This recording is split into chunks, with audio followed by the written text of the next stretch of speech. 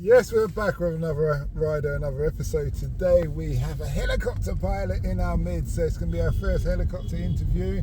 So if you're interested in flying helicopters, Giles is the man to talk to. He's flying, and he's got his lovely daughter here on the left, and the mummy on behind me you cannot see right now. So Giles, what were you like when you were in school? What was I like when I was in school? I suppose just normal. I wasn't particularly academic, in fact. Really? Yeah, no, not really. In fact, I learned to fly in the Royal Navy. I always wanted to join the Royal Navy since I was a child because I was brought up in the southwest of England. And we had a liaison officer actually who, in third form, suggested to me that I might want to become a pilot because my grades weren't good enough to become a naval officer. I don't know how he worked that out. I know. So, I never thought about it. was it in the 60s or 50s? No, because things. Wow. No, 1985 that was. 85. No, I don't know because I was thinking. Dare I ask you your age? I'm in my late 40s. Okay, I'm 55. Okay, so you would have left school when I just started. Yeah. Yeah. Okay. All right. Yeah. So you were advised to do the pilot. So I didn't realise. I thought pilots was something that was sort of dropped out of space. I didn't know you could actually be one. So anyway, so once he suggested that's where I wanted to be. That's where I wanted to go. So and here we are. Did your father come from a military background? No, not at all. No, my dad was a salesman actually, but he did national service back in the day. But yeah, no, not military. So what was the love of the military? I was brought up in Devon, and so near the naval dockyard in Plymouth. So I saw ships, and we lived in the countryside, and where we lived was on top of a hill, so it was a turning point for all the helicopters and fast jets and things. So I used to see them, and then I got into airfix kits. Yeah, my love of aircraft came from. Okay. So becoming a pilot became my love. So you joined the Navy. Yeah. I have to ask, as a former Marine, why not the Marines? Because I wanted to be a pilot. So, fair. But we don't. Yeah, because Navy. Yeah, we're still under the same umbrella. But the Navy do the flying. We don't. Yeah. Okay. Yeah. Although you've got your own small battalion helicopters now. Yeah. No, the fleet air arm. I was fleet air arm, so the Marines and fleet air arm work pretty closely together. Okay. So how long were you in the military for? 12 years in the Navy. And then I left and did same time 12 years flying civilian helicopters for the Coast Guard, UK Coast Guard. And what was the training program like for you flying helicopters? It's pretty intense in the military because a lot of people want to become pilots in the military, and the military's quite keen to get the best out of the people they have, or let them go and do something more suitable to them. I guess is a polite way of saying it. So where the Marines say 99.99% need not apply, would you say it's the same kind of thing for? Yeah, pretty much. So it's slightly different from the Marines because obviously the Marines have their mindset is to do the job that they do, and so it's probably a slightly higher percentage for pilots because our chop rate's probably about 95% as well. Okay. Maybe not that high, but it's pretty much up there. I'd say in the high 80s to 90s. How long's the course? It's about 2.5 years if you did it back to back solidly, but it takes 2.5 years. Yeah, it takes because it's mixed in with officer training and survival training, all these things. So it takes about 4 years. So 4 years. So you did become an officer then? Yeah. Well, you had to be an officer to be a pilot. Yeah, you do in the Navy. You have to be an officer, same as the Air Force. I suppose it makes sense because you need to be on par. Yeah, and you command and control the aircraft. Yeah, I suppose if you was a sergeant telling an officer what to do back in the thing. It doesn't work. But now in search and rescue, and I mean, it's a bit more rankless because we're a 4-man crew of all ranks, and you're definitely a team rather than one person in charge of it. What kind of helicopters were you flying? Seeking. Okay. Yeah. And it's just purely seeking. It was then, yes. In the Navy, I was just seeking. So we trained on fixed wing, and then the Gazelle helicopter, and then into seeking. Then after that, we've moved on to more modern stuff. Okay. And is seeking a good helicopter? It was, and it's its heyday. Yeah, it's heyday. It's still a great aircraft, but in Europe, I think it's probably only the Germans that still use it. The Navy's and the Air Force have retired them. It's been around since the Falklands, hasn't it? Yeah, yeah. That's 1960s. 82. Yeah, 82. so Oh, 60s. It's 60s technology, the Seeking, but it's the Navy's had them. Yeah, I'd say early 80s. Not slightly before that. Okay. So you're talking about you do your Dunker drills. Yeah. How did you find that? I got a story for you about Dunker drills. Well, actually, the first two. All right, let me just explain. You can explain what Dunker drills are. Yeah, Dunker is what the Navy, the military call Hewitt, which is helicopter underwater escape trainers for offshore helicopter guys. So basically, they put us in a fake mock helicopter, and they simulate a crash into the sea by dropping us in a swimming pool in various states of darkness and angles, so we can have to upside down and crash an angle. Can terrify people. Yeah. I remember the first two I did, and it was at Yeovilton, and it was they were there to scare people basically, and you didn't get strapped in, you didn't have time to take a breath, you were dropped on the water.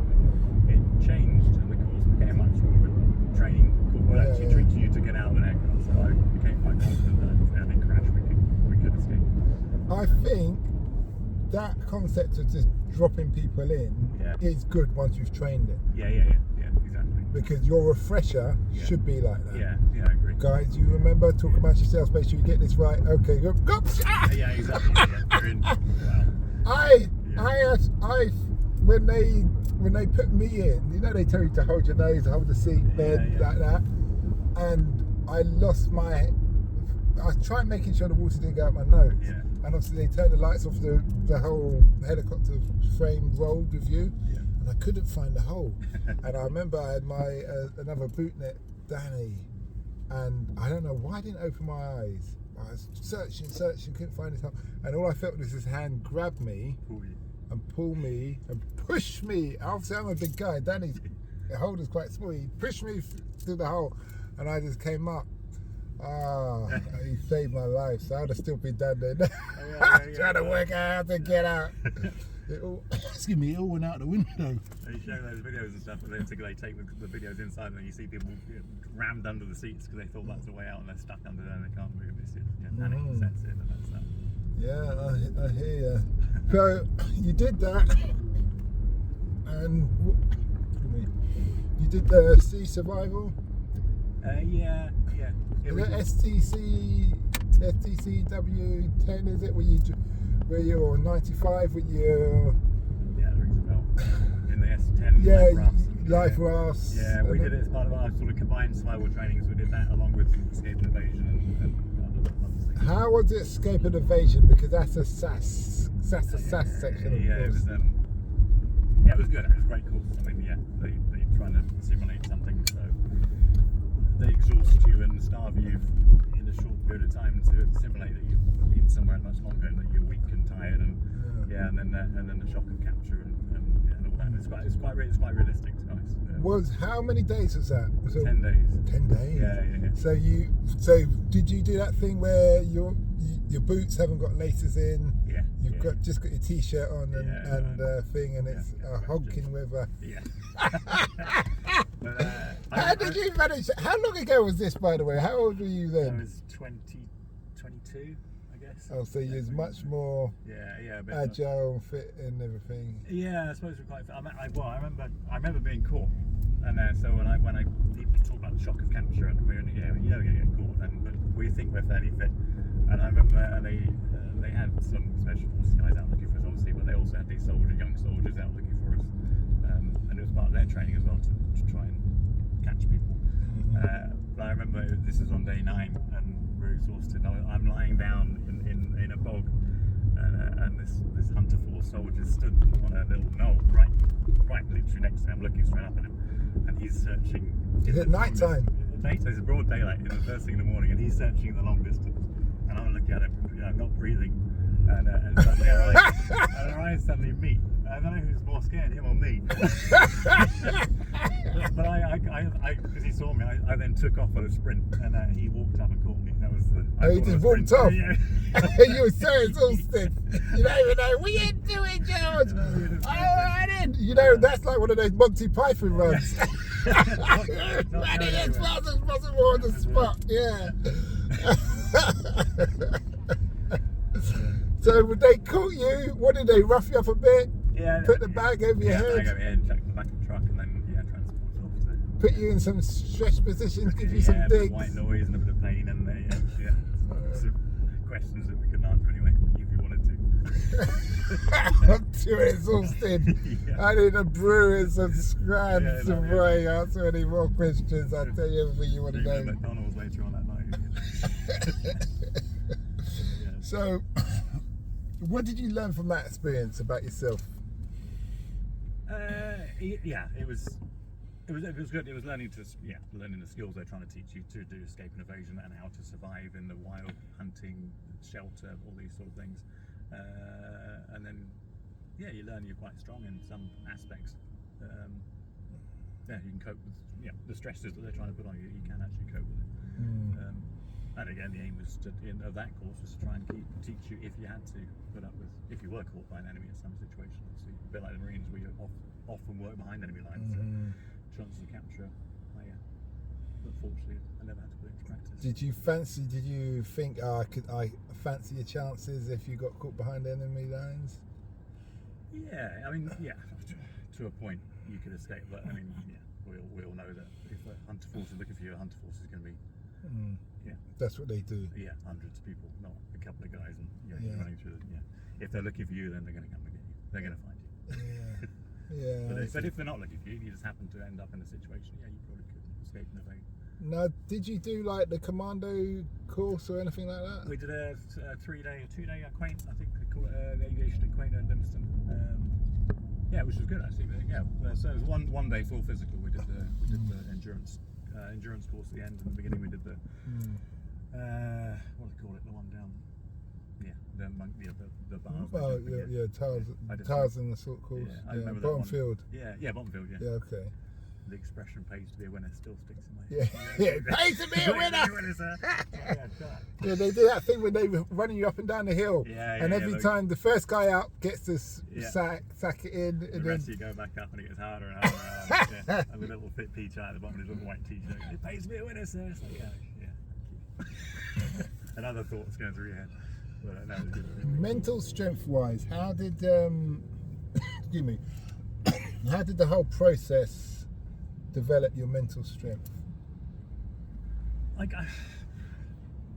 mean, I guess a lot, but not something I didn't really think about. I think we were brought up in an age where certain things aren't discussed as much as they are now, like mental health and mental welfare, these things. But also in this, I was never in a situation where I had any problems in that way. So, but okay, that's interesting. I had a nice upbringing. I had lots of friends. I was quite sporty at school, so into team sports and things like that. So, and then joined the military, and it's like going to another team of friends and colleagues. But it must have strengthened me in many different ways. So I don't even realise. So I found, for me personally, I originally joined the TA. Okay. So being with a bunch of army and then going to the boot nets, it's a whole different world. Yeah, isn't it? Yeah. It's a whole different world in sense of mental strength and building up, and developing, and that was real. I loved it, but it was a task. Yeah. If you see what I mean. Yeah. In that respect. Yeah. So the Marines are pretty well. Most of us respect the Marines. They're a different caliber, a different breed of. Yeah. As you know. So you said you were into sports at school. What kind of sports? Rugby mainly, but generally most things. Athletics and some sort of rugby in the winter. But rugby big time. Okay, so I know the Welsh are into rugby. It's that region of the country, Welsh, Devon. They're into rugby a lot. It's southwest. Even now, I'm to this day a Bath rugby supporter, but a lot of London as well. Okay. Teams around London, so London. And, is it? I didn't know that. Saracens and London Irish, London Scottish, teams like that. So Wasps. Yeah. Okay, London Irish and London Scottish kind of said they're still from the west or the north. They're not real Londoners. They're like, oh well, these are a bunch of Scots. You want to carry it on, yeah. Pretty much, but Saracens are your big team now. So you did this helicopter training, the sea survival and escape and evasion, and small arms commando course. Are we missing anything? We do. I mean, we do officer training as well. We spent 2 terms at Dartmouth, Britannia Royal Naval College in Dartmouth, doing officer training, because obviously we're taught to be military officers, Navy officers before pilots. Most of us pretty much set on pilots. And that whole thing is 2.5 years. It took 4 years, but it's 2.5. Yeah, 2.5. If it was back to back, it's 2.5 years. But they'd break it up with different courses, and there's holdovers where you're trying to, I think I did 3 months between courses, just trying to fit in dates and things like that. So. How many people were on your course at the start? Our course, I can't remember something. Our flying courses, I think, were about 30 to 35 people.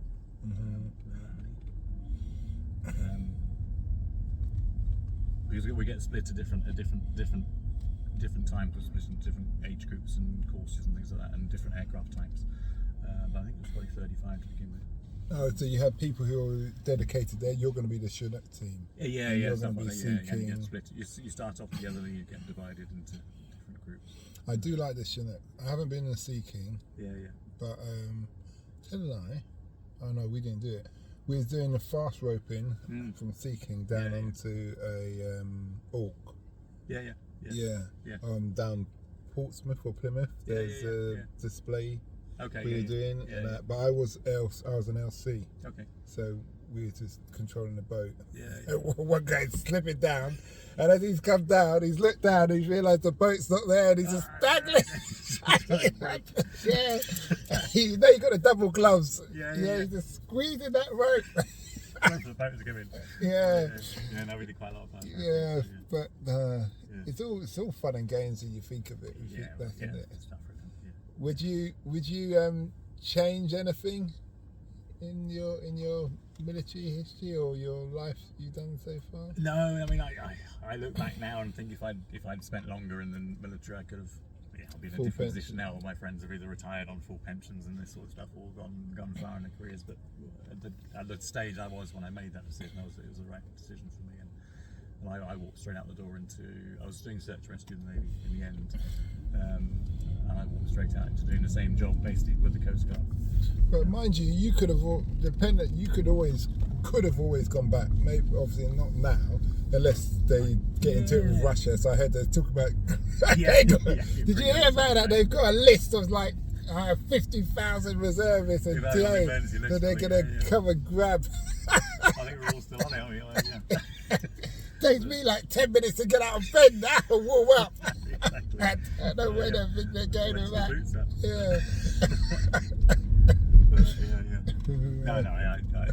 I'm pretty happy with the decision I made. So it's put me in a fair place. You must have some real determination, because that's a long course.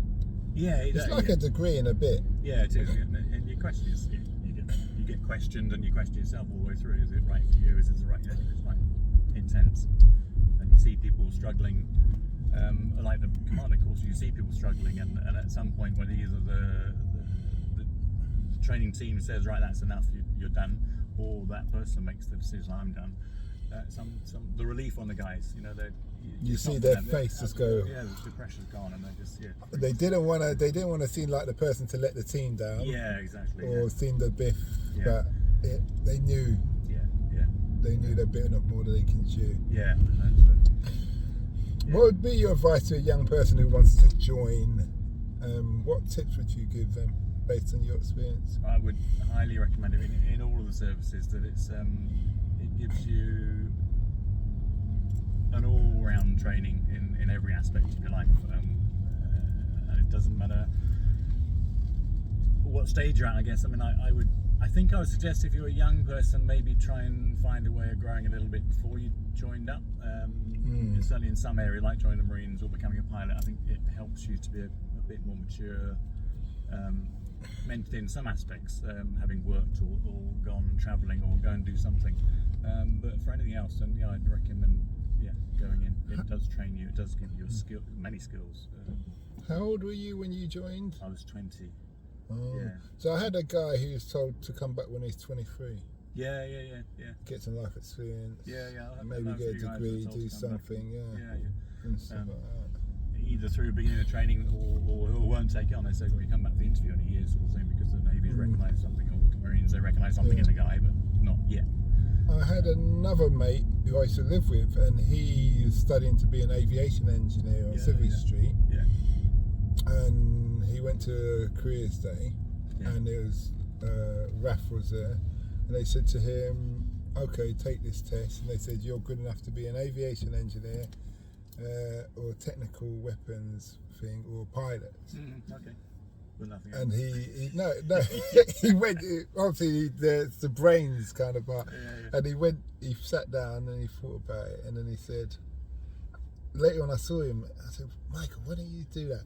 He said, well, I was in the room and these were really posh people, and I didn't feel too comfortable with my kind of people, and I thought, okay, I hear that, but you can learn to adapt with different people. Yeah. But he said, what the straw that broke the camel's back for me was that if I get shot down, it's me against the nation with a pop gun. I didn't fancy those odds. I said, that's one way to put a pin in it, isn't it? I know when we do go operational, the pilots, they give us a pistol. We're like, well, we can do that. We can do that. So, shoot myself in the foot. What year did you leave? 2002. Oh. Yeah. So did you get a tour in Iraq? No, I didn't. You must have done Kuwait. I was Bosnia several times. Okay. And then Kosovo after that. I was meant to do, was it Kosovo or Bosnia? I was meant to do, they called it, so I was a TA then. Yeah. I was meant to do S-type there. Okay, yeah. But I went and I had the opportunity to do a degree.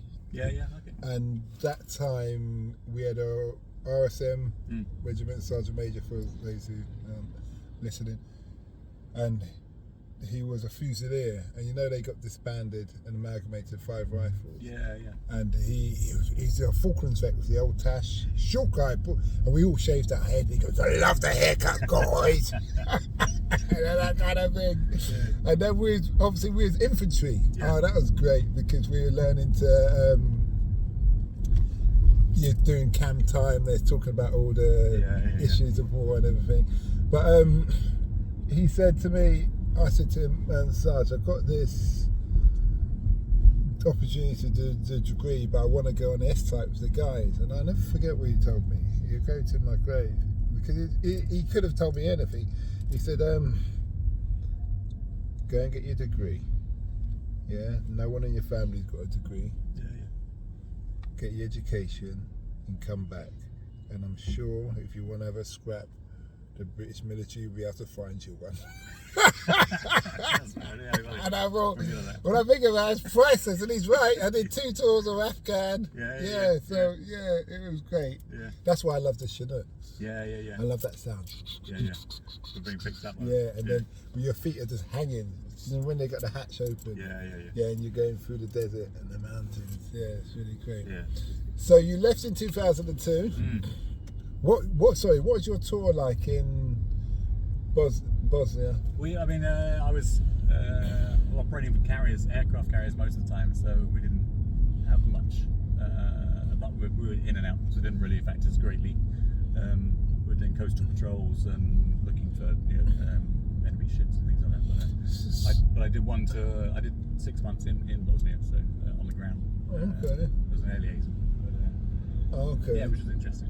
I suppose you can work both ends, isn't it? You could work from the ground as an advisor, consultant, knowing what the pilot's dealing with. Giving them the right information. And I suppose that's really important, really. You need a guy on the ground who, you don't just need a Rupert who's just like, you need someone who's like, he's not going to be able to do that.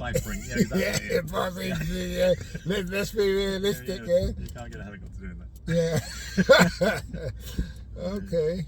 So you said you operated the carriers. Yeah. When you say carriers, the aircraft carriers. So What, planes? Fixed? no, helicopters. They have airplane Harriers. We have Sea Harriers on board as well. So you flying those? No, I wasn't. No, but they got their own pilots. So you're only trade on helicopters? Yeah. But you're like the bee's knees because you've because that's your bread and butter. Yeah. That's your bread and butter. Okay, that's good. That's good.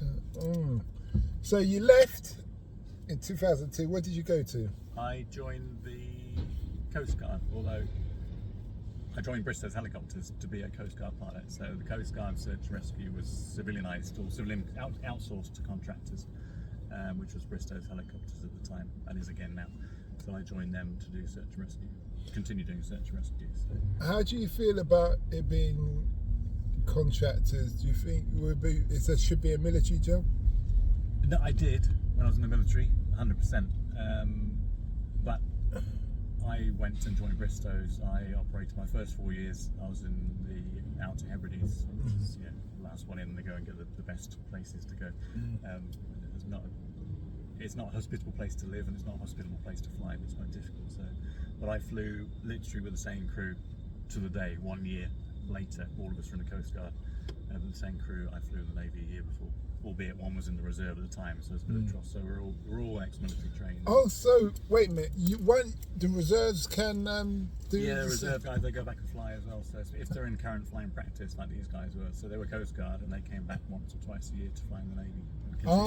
To keep the refreshed. Skills going. So they were originally regulars. Yeah. Oh, okay. And they just, I suppose it's not a skill you want to lose, is it? No, exactly. Yeah. When the zombies come. Yeah. you're gonna need that. Yeah. Okay. But no, the Coast Guard are very, very professional, and I'm there full time. I mean, they do it here. So in the Navy, we change jobs like we always do 2 years here, 2 years doing something else. So you can say that the Coast Guard are dedicated. They spend 2, 4, 6, 10, 20 years doing the same job, so they're very good at what they do. As a pilot, how much of the helicopter do you need to know? Do you need to be like part mechanic as well? Yeah. You have to know the aircraft inside out. You expect to know how everything operates in it. So from the electronics to the engines, the hydraulic system, everything. Not that you could fix it, but you have to a good understanding how it all works, which helps us deal with issues when they break, especially the older aircraft. Things do break, engines fail, you get shot, things like that, and damage happens. You have to know what the aircraft can do without certain systems, or if you lose something, how to deal with it. So it's built to fly like on one cylinder. Most of them are built with some sort of battle damage or resistance. Yeah. And the cab where you sit, is that all plated armour? No, not at all. No. No. It's like you're on your own, man. We were putting sandbags on the floor and underneath your seat. And taking body armour. Putting body armour on there, but the problem was you get blasted up and you break your neck.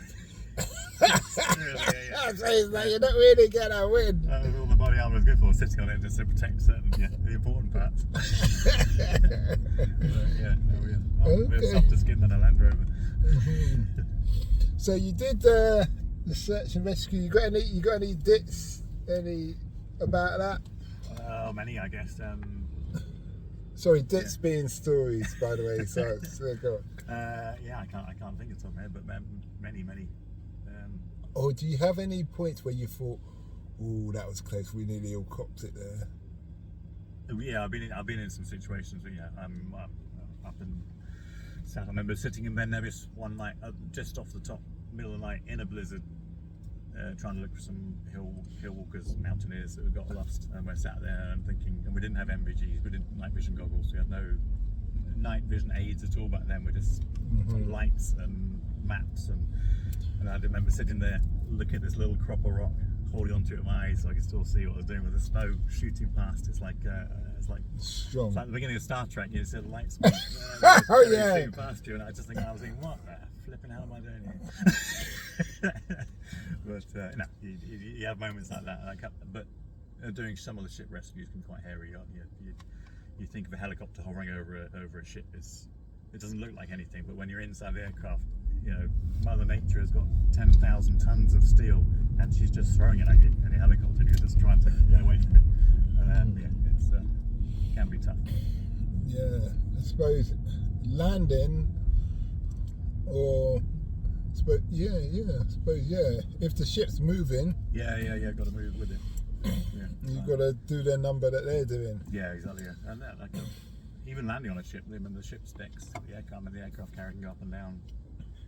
Much the seas go up and down, so you could be up to 100 feet up and down, and it's a lot of metal that's coming towards you. I can see why it takes so long. Yeah, definitely. Yeah. Because there's a lot, you've got to learn the mechanics, you've got to learn the different weather, and also when you're flown, let's say we go to war or wherever to another country, you need to know what's it like flying in the Amazon. Maybe you're trying to do a fast rope, so when a monkey just jumps on the screen. I know, exactly. Yeah. I remember flying somewhere, and some countries the accents you can't make up, but they're also everyone speaks English on the radios when it's air traffic control, and especially if they're talking to multinationals. And I remember in Southeast Asia flying along, and you put out a call, and you sort of expect one or two answers that come back to you, and this some words came back to me in garbled English, and I looked at my coat. What do you say? I don't know. So, say again. What you ask? And basically, you're saying, "Be advised, there's a troop of monkeys on the runway." So we're clear to land, but be advised, there's a troop of monkeys on the runway. And they're not moving. There's a big troop of monkeys sat in the middle of the runway, but in a helicopter, it's not a big problem. It was just one of those things. No, they will move, isn't it? The monkeys will move because of the propeller, the wind. It's one of those things like, what did he just say? Okay. So you must get very frustrated with the walkers, though, with the hikers when they're stranded and like you've had to come out, and it's like, don't you realise the weather's not? No, I mean, we don't actually. There's always been talk that people should be charged, and it's not right that helicopters should be called out or mountain rescue teams should be called out to help these people, and there should be money.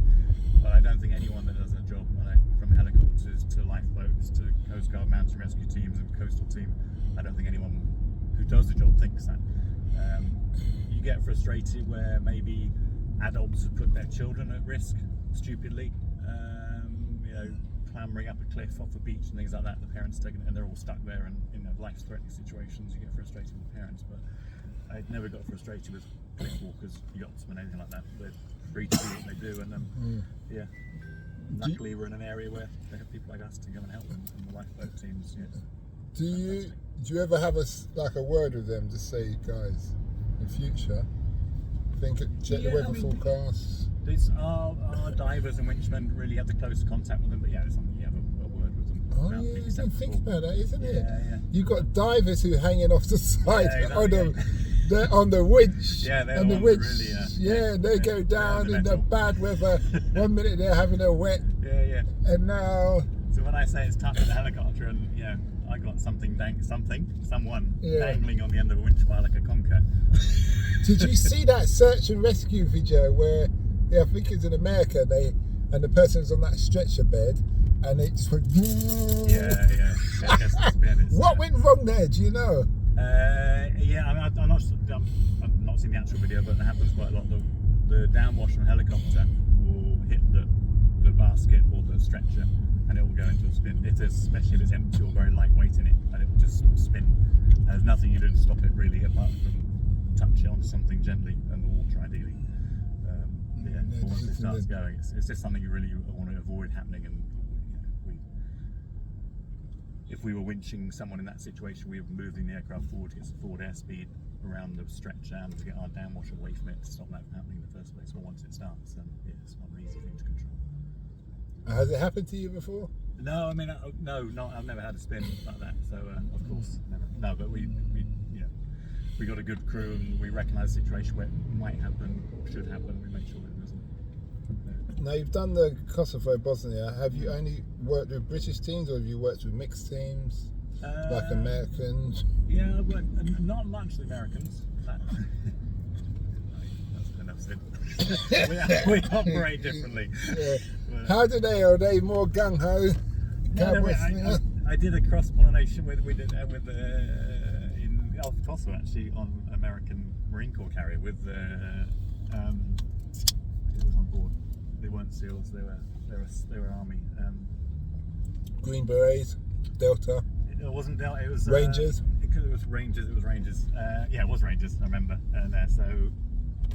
And we were just used to walking around with us, having worked with our special forces, and the relationship's pretty relaxed. And I expected it to be similar, but having walked around the ship and everyone was jumping to attention and stopping to even, for them preparing their weapons and stuff, they're stopping and standing up and jumping to attention. And it's, yes sir, no sir, and how are you doing sir? And I was like, okay guys, just carry on, just ignore me. Yes sir, sir, yes sir. Okay, yeah, don't have to call me sir. Okay sir, yes sir. It's like that's 3 sirs already. But, no, they're different. But you know what I kind of figured? They're still on the old imperial military system. Yeah, I think because so. they do 24 hours stay. Yeah. I don't know if you do 24 hours. It's like, what the? Trying to concentrate, isn't it? Who goes there? Paint your eyes on your eyelids. I see them in Afghan sitting down playing cards. Yeah. They're not even looking out, they're just like this. And I said to some sergeant, maybe you want to have your guys do less time. 2 hours exactly. and staggered. Yeah. So you've got someone to talk to. Yeah. Do you see what I mean? And he's like, no. Okay, when you get overrun later, no one notices.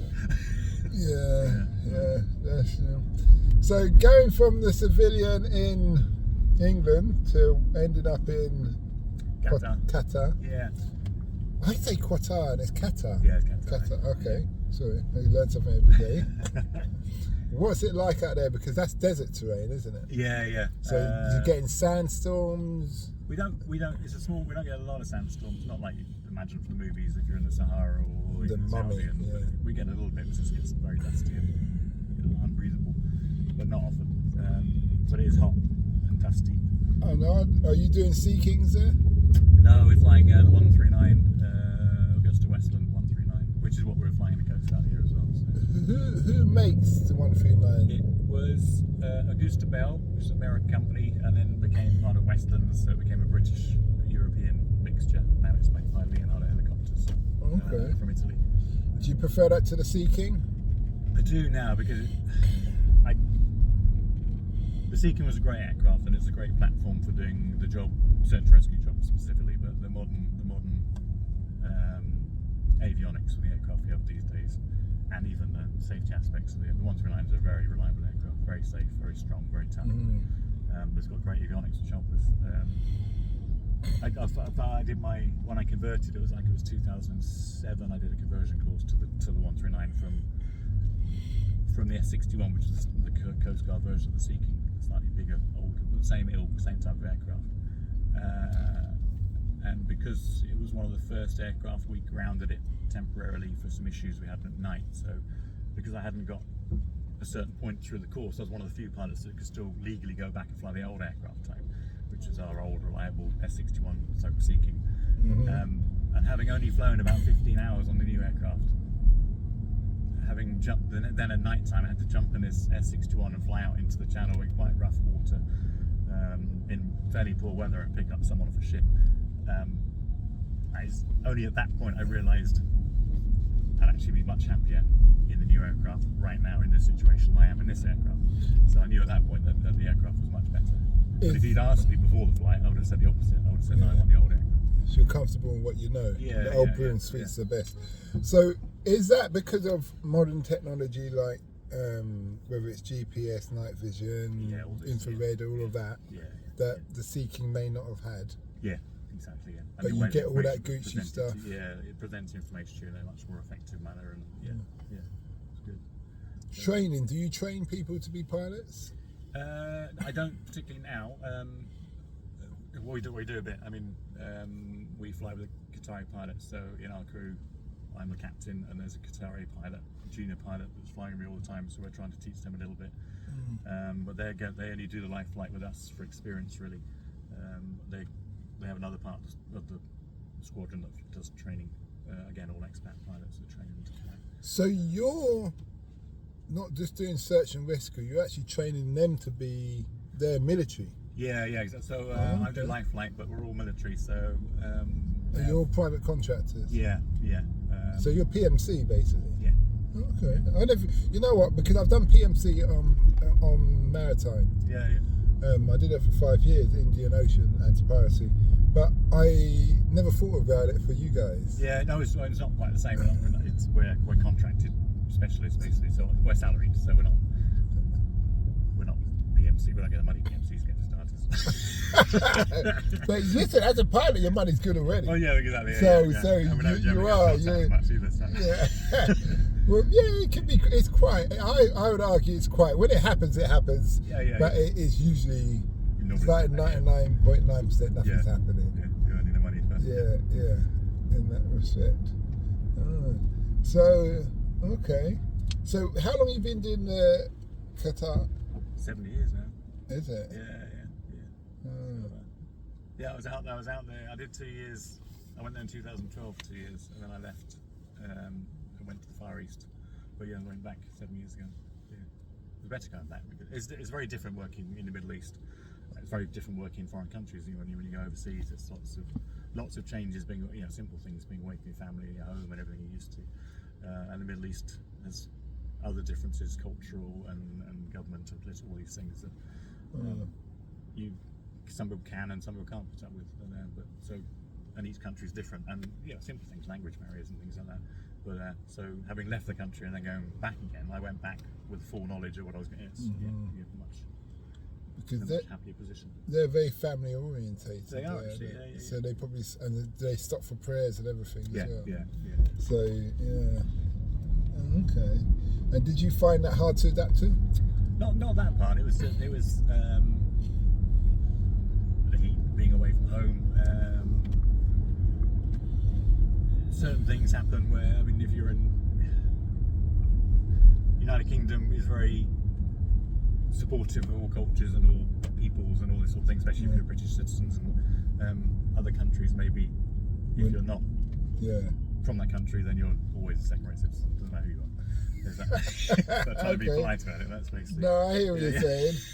But you know what's good about that, because you can get to feel how it is for certain other groups. Oh yeah, no, absolutely. You see what I mean? You start to be more. Yeah. Oh, okay. Yeah, no, definitely. Yeah, in that aspect. Yeah. So what does the future hold for you? Happy retirement. I was aiming doing like PMC work to retire at 50, but here we are at 54, nowhere near that. So I'm quite happy doing the job I'm doing, and it's an easy job for me. I've been trained by the military to do much harder than I'm doing now, and I'm quite a comfortable place to carry on and keep doing what we're doing. We're happy out there as a family. The schools are good, the weather's good, and then retire back to the UK. Would you encourage your daughter to join the military, do a helicopter pilot? I don't know. My son's actually. I was encouraging him to. God, I can't say this. Join the Royal Air Force. Only because the Air Force. I'm sorry, I'm being rude to all your Air Force guys out there. You're almost as good as the rest of us, almost as good as us. But Civvy Street, Civvy's from in uniform, it was, isn't it? putting your son in, I thought the Air Force is, you get the same training, the same teamship, but a little less of the risk than perhaps other forces get. The Navy, the Marines, and the Army for sure. Who could be, I don't want my son in the middle of Afghanistan. But I'm sure he'd do me proud, and it would do all these things. But as family sat back at home, it's not the same feeling. What was his response to that? He's not particularly military minded, but he was quite open to the Air Force. He was looking at the technical side of avionics and electronics and all these sort of things, the skills you would be able to get in the military, which you can get in college in Civvy Street as well, but not to the same level. The military tends to train you to the highest level in the quickest time and put you to work doing that job, so you then come out and you've got many more skills. And the reason the search and rescue contractors had all military people working, exactly. Former military people, they're not. It's expensive training to the end of the day, and so you're a financial asset. That's what you are. It's like SAS, and it's £1 million just to train one of them. Yeah, exactly. So you're not letting go of them very quickly. No. Yeah, in that respect. Out of all your life experience, what have you learned that you wish you knew when you started?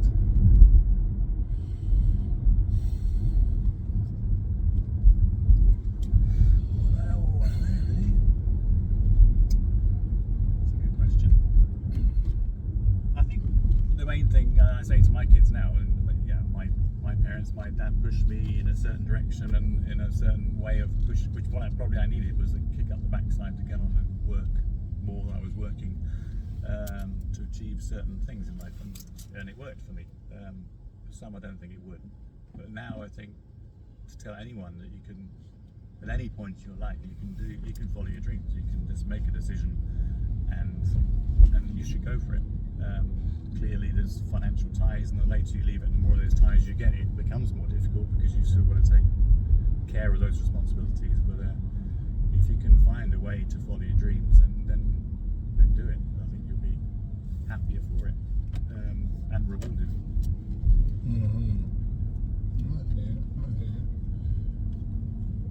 This is a bit of an oddball question, but I like it because it evokes thought. What has you changed your mind on that you strongly believed in it lately? I strongly believed at some point in my peak of my military career that young military personnel could do anything better than anyone else. And I've come to change, and actually some older non-military guys with a lot of experience are as good, if not better, than some of the young hothead military guys. Me being one of those people at the time. Do you think that's because they really love what they do? Yeah, and you're trained to the top, so you're at a point where you are at that point, but you're also taught to believe in yourself, and so there is that. But that goes with you for life. Once you've got that peak, you take that with you everywhere. Talking about kids, are you a fan of national service? I've not experienced. I am actually in a controlled way. I think it'd be a great thing. And if it wasn't compulsory, it should be available. And not just military national service, other types of national service. So, give me Coast Guard, for example, or police forces putting people on the street. A police officer with a national service police officer. So it's going to teach them skills, teach someone to be a man. Someone who's got nothing can become something. But I think military training would be fantastic. And I know the big argument that people say is it's a drain on the military. Well, it shouldn't be a drain on the military because it should be a different budget, different teams, different training. So it should be set up as a different thing. But I think national service would be a great thing. It's certainly better than young people being put on the streets with no self-respect, with no work, with no money. These are the people that can be given something. And I've seen many people, as you've seen, many people join the forces from all sorts of different backgrounds. Some with very troubled backgrounds and troubled lives, and they've all become something. They've all become the same as the rest of us. It's funny how a lot of the troubled background people ended up in the infantry. The infantry. I think the army just loves them, don't they? I don't know what it is about it. I've got a job. You like knives? Come on, we got someone you can go and check. No, I never thought. I always said national service for the military and NHS. Yeah. Because that's two extremes that overlap. Yeah. But no one can say they can't fit in one of them. Yeah, no, exactly. Yeah. But I like the idea of fire brigade, police especially. Yeah. Because then there'd be more respect for how difficult police, it is. And the good thing about the police, that they don't carry guns. You got obviously certain ones, but when you don't carry guns, you have to learn how to talk to people respectfully. Yeah. You can still enforce your way, but there's a way to talk to people. Yeah. Well, we walked down Newmont Street night before last, and down the Regent Street, looking at the lights with my family, showing them things, and there were some things going on the streets that I wouldn't expect to go on in the centre of London in sort of 5 or 6 o'clock at night. Just trouble with cars, trouble with this. I didn't see a single police officer the whole day, not one. I saw some response cars going in different directions, responding as they have to. But I think having policemen on the street, like you say, unarmed, and not the old Bobby with Bobby's hat, almost a tourist attraction as well as a people want to take. Tourists want to take photos with police. I'm in Brazil. I certainly want to take photos with the police. Exactly. Yeah. So, but it's just. I mean, everywhere, not in a threatening sort of way. They're just there to help you. You can walk up and ask a policeman. They'll ask, it's just nice, and it does bring a level of security to the street. It should be there, I think. Yeah, I think when you got some white boys revving their cars and backfiring their cars in Regent Street, as there was the night before last, some rich guys in a McLaren, some not so rich guys, and some old XR3.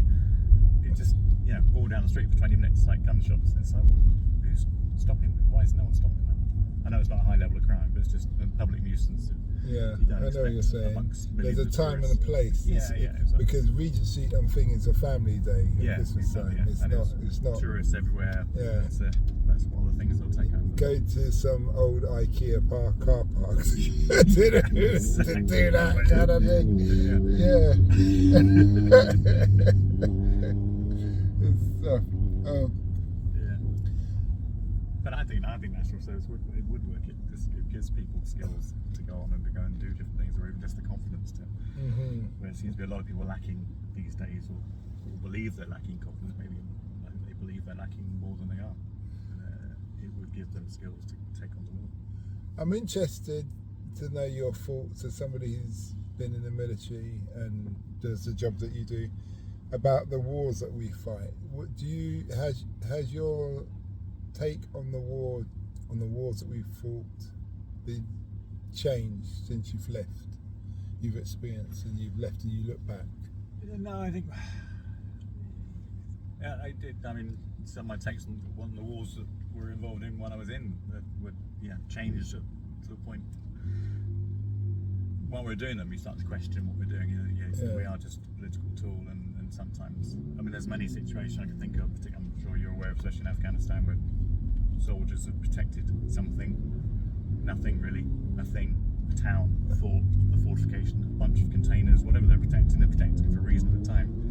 And then at a certain point, they're told to stand down, and they just watch the enemy has been fighting, and they've lost colleagues for walk in legally while they're walking out, and things like that. I just think, what was all that about?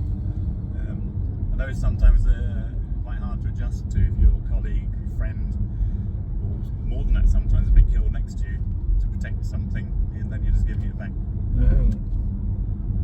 Like in Afghanistan, but other situations as well, where they question what we're doing. But then, there's not a reason why, is it? Is he? Yeah. I think that's where they get us. Well, yeah. We got to come up with a slogan. Just keep them on point, and they won't ask, but they kind of feel good. One step up from blowing the whistle, isn't it? Yeah. It's stuff. Yeah.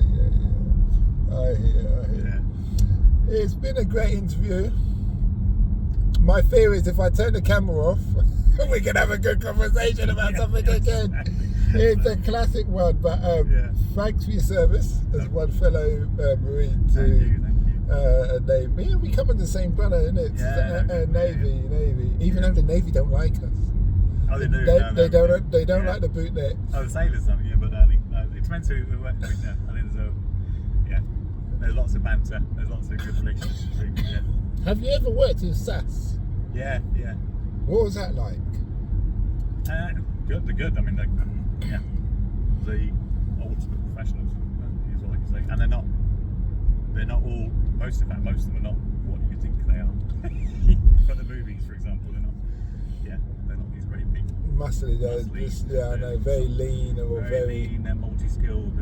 Each one is very good at their specific task. They're thinkers. Yeah.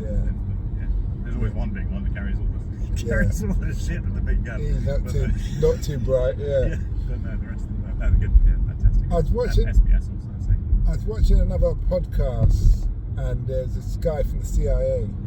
And he was saying his job was to recruit spies, people to spy in their own countries. They're very intelligent. He said, when you sit down and you talk about American military here, he said, when you talk to a Navy SEALs guy, very quickly you realise you're talking to someone who's just got a lot of muscles and knows how to handle weapons.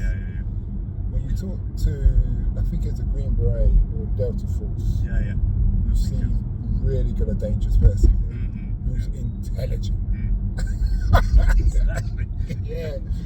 He's just working out how to kill you. The quickest way, Yeah. most efficient way.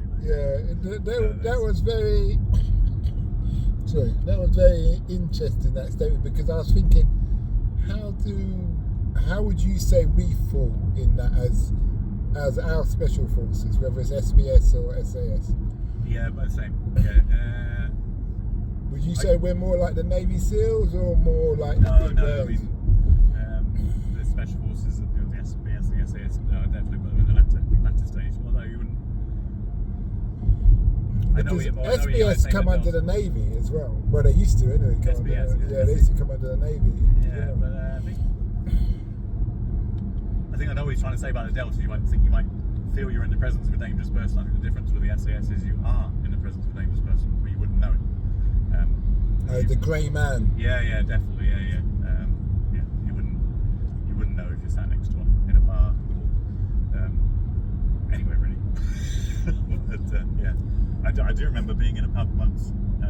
We were doing a counter-terrorism operation with the SBs and SAS mixed, and the weather was dogs, and something was going wrong with our target, which was a ship, and it ended up basically getting called off. We all ended up in a pub. Obviously, no one was drinking because we were all in the pub getting eats. Because the operation was off that night, and some white boys walked in, and these special forces sat at tables and bars, all in little groups of 2 or 3 or 4, not looking as if they were together. But I knew that there was about 50 of them in the pub. I can see where this is going. Yeah. Go on. And these guys came in and started just being dicks, and there's two of the lads were sat in the bar, and they started, because there were 6 of them, and they started on these 2. I just had to go and have a quiet word and say, look, yeah, for your own safety, just take a look around you and know that every single person here knows each other very well. I suggest you leave. And what did they say? They did exactly that. They got off a bit, but they did look around and they realised that everyone was looking at them in a particularly dangerous way. And they sort of made perceived the threat.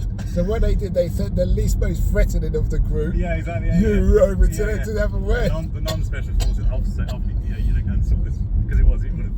I only did it not for their own protection. I did it because it would have distributed something had kicked off, something would have gone down well with the rest, I'm sure. And maybe the guys probably wouldn't have done, but at some point, someone's going to press your buttons, and he's going to hit the right one, and it's going to ignite. But it's funny how people can just feel the need to come into a place and just like where. Yeah, no, exactly. Do you see what I mean? If you're really tough, you could just sit down and be comfortable. Yeah, no, exactly. I mean, the fact that it just shows that they've probably gone to another pub to do the same thing. And the fact that you left says you weren't that tough in the first place. Exactly. In that respect, Oh boy. Yeah, no, but I find they're very controlled, very switched on bunch of cookies. Do you ever?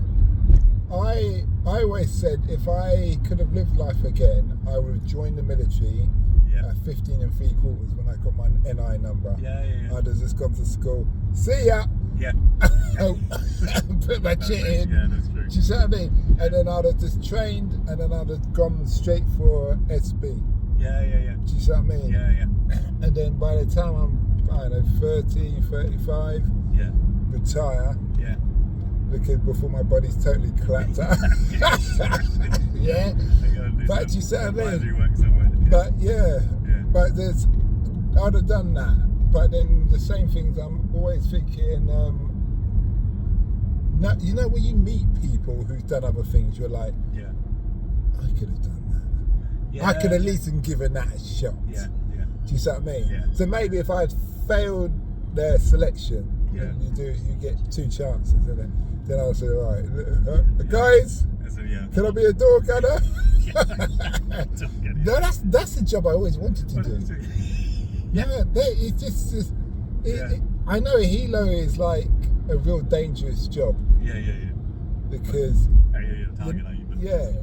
and it's like my friend said, you against the nation with a pop gun. But I can't remember what the movie is, but the door, I get to blow shit up. But the door gunner, it does look sexy. It looks sexy with the big mask. The minigun and and stuff. Is there any helicopters that you wish you had flown? If you could have, if your chick was, if you were in and the boss went, Jules, you could do any fly. What do you want to fly? Just tell me. I thought I would have wanted to fly an Apache for that exact reason. Because it looks cool, it looks sexy, and you get to go blow shit out. Mm-hmm. But, yeah, having I've worked with them now and know people have flown them. It's like, yeah, I probably would like to go and fly one for a couple of hours, and I'll be done with it. Or even go down a range and blow some stuff up, and yeah, shoot some stuff, go flying down a valley in it, but then I'll be done. It's a bit like flying fast jets, I guess. I've done a bit of that as a passenger for fun through the military. One of the nice things about being in the military, you get to go and experience other things that are not part of your job. I've flown in fast jets. Yeah, it's cool, great fun. But, and at one point I thought I wanted to go and do the basic training, and I didn't want to advance the next stage because the end job was not the job I wanted to do. But the training would have been fantastic fun. But even going into the training with that mindset, I wouldn't have lasted 5 minutes, because you have to have that determination to want to go to the end goal, to be able to go to the next flight. So I never would have made it. It seemed like a good idea. And I'm flying down the valleys and doing fighter stuff. Like a lot of great fun. I read a book when I was in Afghan on Apache pilot. I can't remember what his name or the book's called, but he's talking about you getting headaches from one eye monocle and you need to learn to deal with it. Yeah, It's like, okay. You're high stress, someone's trying to shoot you out the air, and you're trying. Yeah. Flick between one eye on it. It's like an MVG's monogoggle. It's just, yeah. It must be quite hard to adapt. Oh, so you don't get a screen to come in front of you? I don't know. I'm not sure. Maybe they do now. But it said before it was one eyepiece. It was like having a head-up display, but only over one eye. So the other eye is looking in the aircraft instruments. And one eye is. Even you in your seeking, do you get? How is it? Is it like a monocle? No. We have MVG, normal same as infantry. They just wear. Yeah. Put your head up. So we wear them because we need to look at different things in the aircraft. We wear them slightly differently for you guys. We have them a little bit further away from my head, so we can look at the distance. We can still look underneath them for what's happening inside the aircraft with our hands and the instruments. Doesn't what's happening very close to the aircraft. Does that cause stress on your eyes? I mean, it must do. If you're flying on it for a long period of time, it gets a bit. Your eyes get tired, and it could create headaches. But we don't generally fly for long periods of time, so not a great deal. That's a question. Health. What was there special regimes you do, fitness-wise, mental health-wise? Just to keep active, really. I believe in muscle memory. We're all trained in the military to do certain things. You go through your basic training to whatever level it is for the job you're doing, and then, which you hate at the time. Obviously, it depends who you are. I didn't like it. But having gone back to it later life, when you realise you do have to maintain as you get older, you need to keep active to keep the mind and the body and the heart strong and stop putting on weight. Your muscle goes back to remembering. So I do low stress exercise now, CV work, a bit of spinning, I like cycling, some light gym work, just to keep active and to keep my body and mind in a sort of natural regime, really. How long would you be flying for? Is there like a maximum period, or they say this you just need to come in? Is it seeking is 2 pilots, isn't it? Yeah. So you can get your head down kind of thing. Depending, well, you just kind of you can give me 15 minutes. Yeah. We're okay. Wake me up if the Germans. Yeah. But like you say about Sam, I remember doing a search and rescue. We did 24 hours on duty on search and rescue in the military, and we do 24 hours on duty, then we spent 24 hours on standby, and then 24 hours on duty again, and the standby time you can fly. And then in one particular phase, we were called in on the standby, we flew through the night, we didn't rest. And the next day we're on duty, we pretty much flew the whole 24 hours. And the last flight was a long flight to pick up a Spanish fisherman off Land's End somewhere, and on the way back, but there's no adrenaline in the body because you've done the job. That's when it becomes tougher, really, because then the fatigue really kicks in, and me and the other pilot, we were doing 2 minutes about to stay awake. Literally, I would fly for 2 minutes, and then the eyes he would get fly for 2 minutes. We were doing it that. So you just had to nudge it. Sorry, Yeah, you just had to nudge each other. Yeah. Otherwise you feel them. But yeah, that's extreme fatigue. Just a quick one. You're going to the airport. Arnold Clark. Terminal 2. No, Arnold Clark. Arnold Clark. Yeah. Okay. Like Okay. No. So it says Terminal 2/Terminal 1, and it says Arnold Clark. But don't worry, I just followed the location. Yeah, it should be that address. Yeah. But that's deep though. You're just 2 minutes. Yeah, it was. Yeah. So why did you specifically choose 2 minutes? Because that's about as long as you can stay awake for. How long have you been flying for that day then? I think we'd actually been flying about 13 hours actual airborne time. But I probably over the previous 48 hours, I had maybe an hour's sleep. So it's just two pilots. You don't get a door gunner or anybody else. Yeah, but a diver and we probably would have been a crew of 5 actually on that particular mission. So yeah. So you don't say, guys, we're struggling here. Yeah, definitely. Yeah, If you got to nudge us. They hear us all go quiet. Yeah. For a long period of time, then one of them will come with a pin. Exactly. Wake you up in a pleasant manner, of course. Yeah. If we all go quiet. That's quite deep because I used to drive one point in the TA. I was RLC. I was a Royal Green Jacket originally, but driving you had that issue as well. Yeah. A lot of people crash. Yeah. Even now, I know I cannot drive at night, or if I do, I always have it's like a sleeping bag, but it's just like a blanket sleeping bag, and I have that in the boot, rolled up, compression, and so I just pull over, sleep for a period of time, and then crack on. In fact, since I've been doing search and rescue, I can now drive, and I can do these things. I can drive all night long and things. I don't know how my mind has now changed, and I certainly don't sleep as heavily as I used to ever. I wake up from alcohol sleeping to awake in a second. I hear my phone click on before the alarm goes off and things like that. Even now, even if I'm not on duty, which is It's funny because I can do that from doing sentry duty. I always used to say, Simon, you don't lie in bed, you just get up. Get out. You don't lie in your pit, just get up. Exactly. And I remember one guy said, I love being on sentry for you because I don't even have to come and wake you up. You're already up, making your way, blah, blah, blah. And I thought, I suppose it's a sense of part of the team kind of attitude and stuff. But it's been an interesting one. We've chatted for the best part of an hour and 7 minutes. But you know what I'm going to do? I'm going to recommend you. There's a military podcast. I'm going to recommend you to go on there to the host. I'm going to send him snippets of you because he's ex-SAS. Okay. And he came up with the idea of what's that TV show where you're this SAS and you're being chased. You know what I'm talking about. Survival.